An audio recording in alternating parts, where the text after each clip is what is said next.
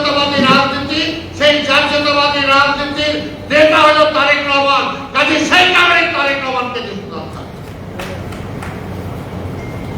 রাজনীতির দুই ধারায় বিভক্ত, পরিষ্কার।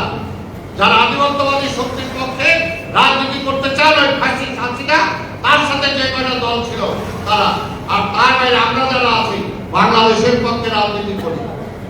স্বাধীনতার পরেও যুদ্ধ করছি, যুদ্ধের পর আবার যখন দেখছি এই আওয়ামী লীগ আধিপত্যবাদী শক্তির পক্ষে, সেদিন থেকে তাদের লড়াই করতে করি পরিষ্কার।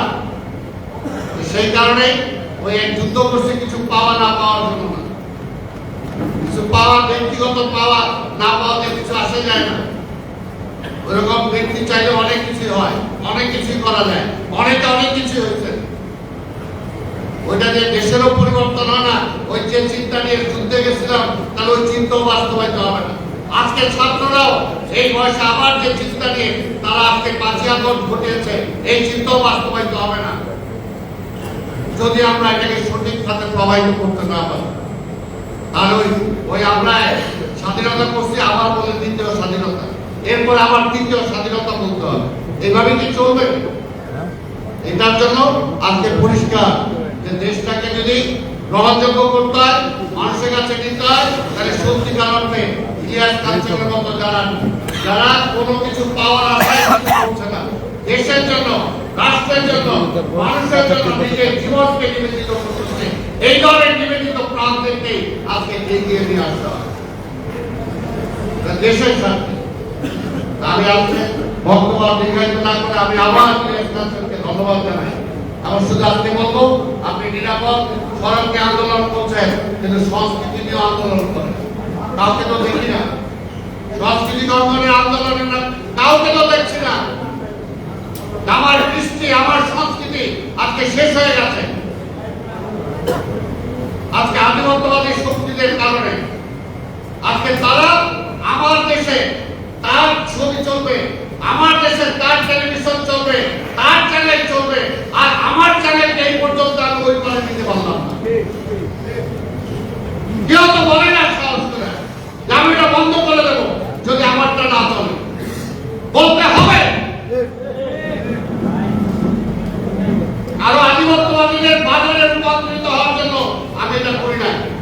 বলতে হবে আমার কিসে আমার ফেলানিকে যদি আজকে সীমান্তের অতিক্রম করার কারণে গুলি করে সীমান্তের তারের কাছে ঝুলে রাখা হয়, আওয়ামী লীগের আজকে কিভাবে সীমান্ত অতিক্রম করে ওই পারে গেল?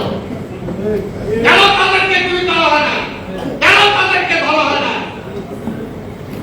আজকে অনেক ওই পারে বৈশা আজকে আমাদের বিরুদ্ধে অনেক কথা বলতেছে। এইখানে একটা রায়ও শুরু হয়ে গেছে। আরে ভাই আসেন না, মমতা ব্যানার্জিরা কি আছে, যারাই আছেন আইসা দেখেন এখানে কি হচ্ছে। বাংলাদেশের মতো দেশে আমরা হিন্দু, মুসলিম, বৌদ্ধ, খ্রিস্টান মিলে যত আরামে আছি পৃথিবীর কোথাও নাই। ওই ইন্ডিয়াতেও নাই, ওই ইন্ডিয়াতেও মুসলমানরা এত আরাম নাই। কিন্তু আমরা তো বলি না সেটা, আমরা তো রায়ত লাগাইতে চাই না। আমরা আমাদের সেই পাকিস্তান আমল থেকে আমরা দেখে আসছি। আর যদি হিন্দু ধর্মের কোন ক্ষতি হয়ে থাকে সেটা হচ্ছে আওয়ামী লীগের আমলে সবচেয়ে বেশি। হিন্দুদের বাড়ি ঘর, আজকে যে সমস্ত মন্দিরের যে সমস্ত গহনা সব চুরি করেছে আওয়ামী লীগ। আওয়ামী লীগের বাইরে যখন থাকে তখনই সবাই নিরাপদ থাকে। আসলে আওয়ামী লীগের আমলে হিন্দু বলেন, মুসলিম বলেন, বৌদ্ধ বলেন, কেউ নিরাপদ থাকে। আর আওয়ামী লীগের একটা চোরের দল, একটা লুটের দল, একটা ফ্যাসিস্ট, একটা পরের দেশের রাজনীতি করে, পরের দেশের শক্তি দিয়ে ক্ষমতায় বসে। জনগণের শক্তিতে তারা কখনো ক্ষমতায় বসে নাই, আবার সেটা বিশ্বাসও করে না। তাই আজকে আপনাদের সবাইকে ধন্যবাদ জানাই। আন্দোলন এখনো শেষ হয় না।